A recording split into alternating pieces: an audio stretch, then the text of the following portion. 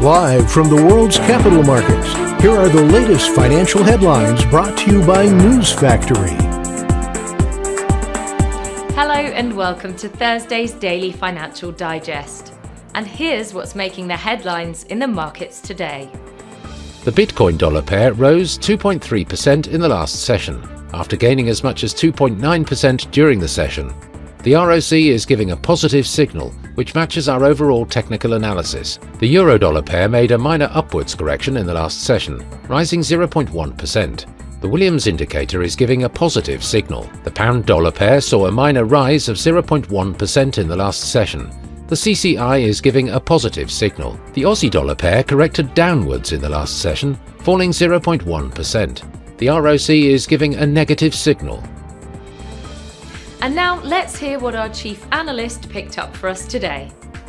Ford Motor shares surged 6% after the automaker increased its dividend for the first quarter and decided to scale back investments in new capacity for loss-making electric vehicles. European shares ended lower as weakness in banking shares weighed, while losses in energy heavyweights Equinor and Total Energies following corporate updates only compounded the fall. The Pan-European Stoxx 600 index closed 0.3% lower. Ethereum's native token, Ether, jumped above $2,400 to a two-week high as asset managers ARK Invest and 21 Shares amended their joint spot ETH exchange-traded fund filing. Those were today's major economic events. And now, moving on to world financial headlines.